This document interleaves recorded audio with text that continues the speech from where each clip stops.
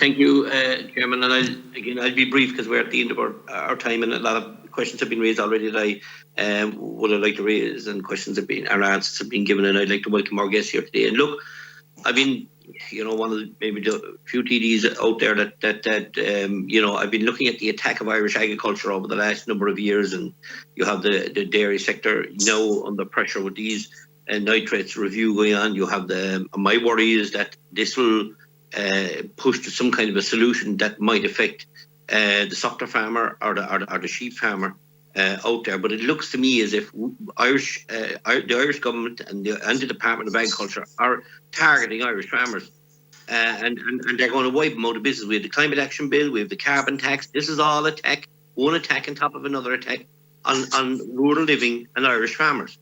And I have listened to TDs telling us when the Climate Action Bill is going through the Dáil saying, don't worry, it's not going to lead to culling cattle. Look where we stand now. We have a nitrates review. And my worry is I can only well imagine that if I was in the Department of Agriculture in Brazil, or if I was a Brazilian farmer, they must be rolling around in stitches laughing at the way the Department of Agriculture is treating the Irish farmer.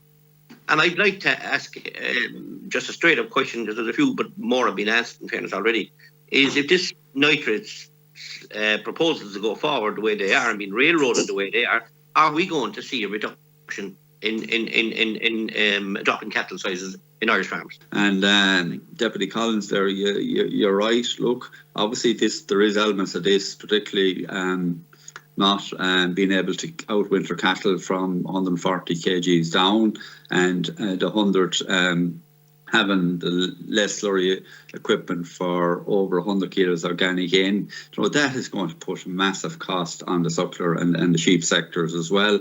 And look, you're right. We've had the Climate Action Bill. We've had Ag Climatise.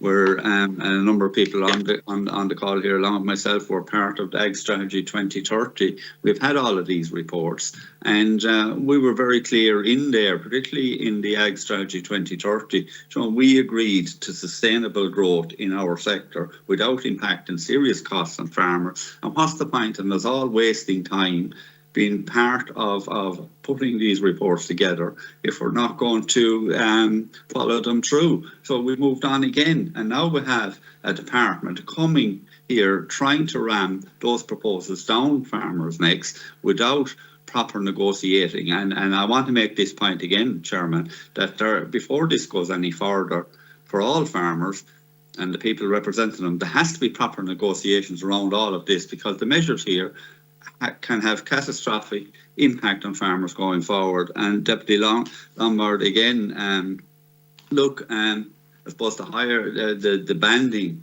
in our view, look, obviously, this is any farmer in derogation across the European Union and other countries. The banding has been there already, and what we need here is we need time around this. Again, we need more consultation, negotiation around it, and we need a long period of time, because if you're changing the practice of farming, there's no point in changing it overnight. And look, you make a point around the calf, the beef, and that is an area where attention needs to be brought to bear here as well. And the other one there was the I think was it on the capital, or the availability of the low emission slurry spreading. You're absolutely right. There's a serious time lag now with the manufacture of this equipment. And again, any of these measures we're going to have proper lead-in times. There's no point saying anything else. And you mentioned again, we all look, there's no point saying it, but the lack of consultation around this soil water issue is very concerning for us all. Mr. McCormick. Yeah, no, don't panic. Given that we're from the same constituency, I wouldn't like you to think that I was had ambition of being a deputy. I suppose the challenges that face farmers will certainly keep one occupied. And to Joe Flaherty's comments there about a six-fold increase in the soil water and the necessity to keep it retained, it just highlights the fact that we need grant aid, substantial grant aid, up to 60% to be made available for all. But also, that what was done in recent past, are we saying that that's null and void? Certainly the 10 to 15 days slurry storage requirement with the sprinkler system, or indeed any other system, was valid at the time and must remain a compliance positive story and not to be in any way incompliant, because for that huge cost, as I said, it would also put in question the milk at the shoulders, and for the processing plants that's a huge issue. As regards Deputy Collins and the nitrates review and a drop in cattle herd size number, certainly we don't want to see that. When I talk now on a broader context from our generation, have to acknowledge climate change. Equally, we have to acknowledge where there's efficiencies in production, and certainly when it comes to dairy, beef and lamb and indeed cereal, Ireland is one of the most efficient out there globally. And quite rightly, I don't know which he said it, farmers in the Mercosur countries must be smiling when they see how we as Irish and European farmers are being treated, and the level of bureaucracy that is potentially being further added to with this nitrate review. As regards to Bandon, and it was touched on earlier with Deputy Fitzmaurice, that there's huge potential for error there. And, all science indicates that if you decrease the crude protein percentage in the diet, you can greatly reduce the ambition and the excretory levels that are required there, or that are mentioned there. And certainly we believe that, farmers on the ground have been endorsing that in 2021. It's a pity, I suppose, that maybe industry at a wider level weren't pushing it a bit more in 2021 and indeed in years previously to it. Obviously, the low emission slurry spreaders and the issue as regards having a 12-month waiting list is huge, and it just shows how out of touch the proposal to move from 170 kg down to 100 kg of a compulsory spread isn't a real understanding of the availability of those machines out there, and certainly is something that, again, and I'll mention it, needs to be staged and staggered. Obviously, the cost of storage of distilled water, obviously you alluded to it earlier as well, Senator, but all these things, are going to increase the cost of production. And ultimately the primary producer, and that's ultimately what we're all here to represent, the primary producer, and the economic sustainability of that primary producer is going to be questioned with those various levels of bureaucracy in the years ahead, unless we see a substantial food inflationary increase. Thank you. Mr. Keane. Thank you, Chairman. Thank you very much for the questions. I suppose I'll probably try and deal with them quickly enough. The Senator and Deputy mentioned about the pressures on livestock and sheep numbers and the potential drop in cattle numbers. I suppose the reality of these proposals will be that we will have more numbers of farmers who are in derogation. We will have increased numbers of farmers who are subjected to the regulations that go with derogation. You're essentially proposing that these proposals are that the amount of livestock that can be carried on an area is reduced.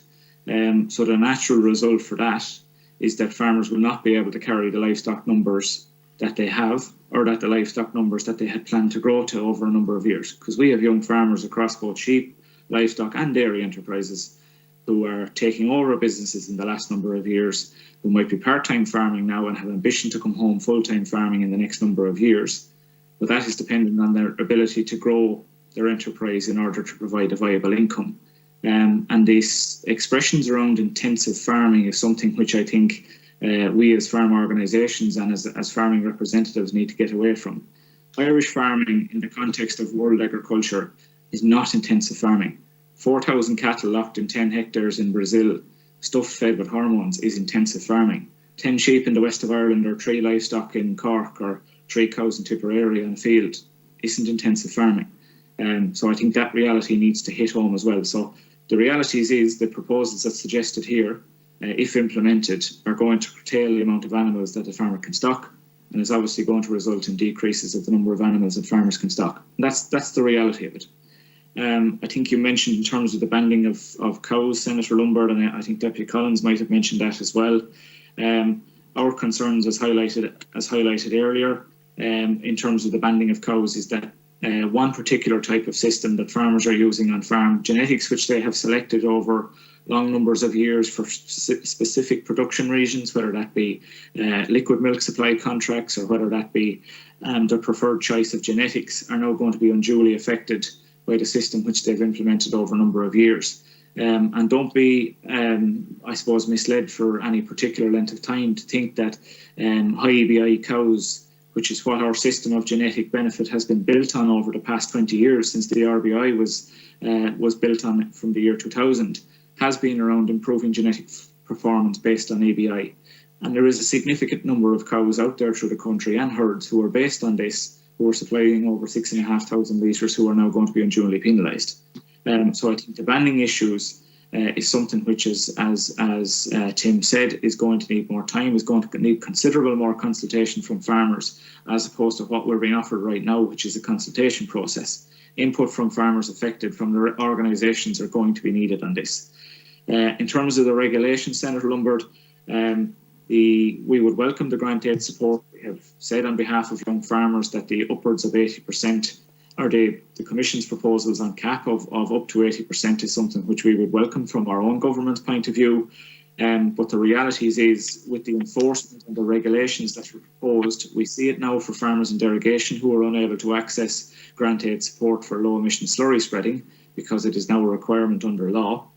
If the regulations in terms of slurry storage capacity are brought in under law, farmers will not be able to access grant aid support who are not compliant at the time of the introduction of that law.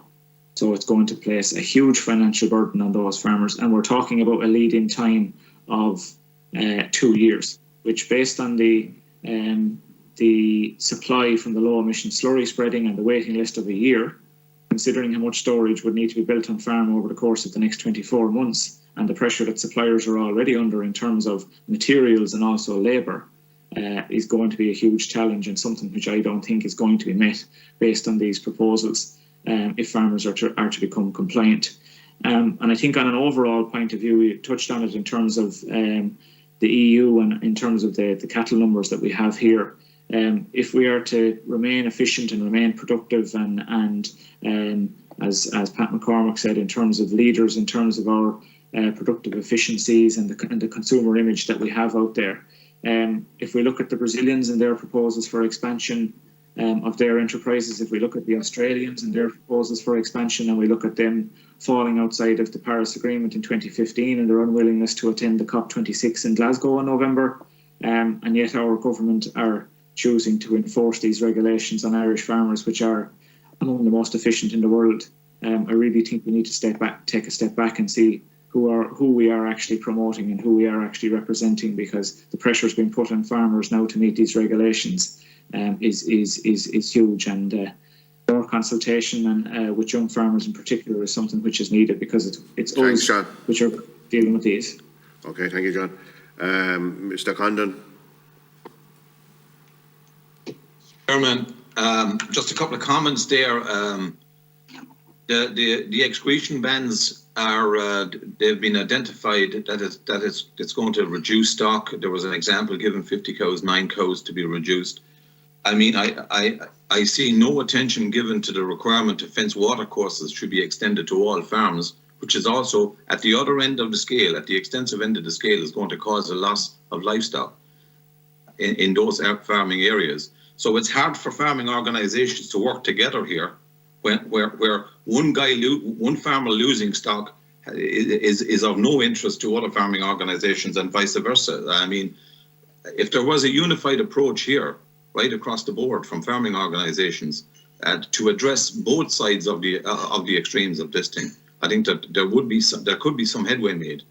But it would be difficult for me to I mean, you have 94% of farmers are compliant with the 170 kg of nitrates, and above that you have farmers who are going to lose stock based on the new regulation on the banding.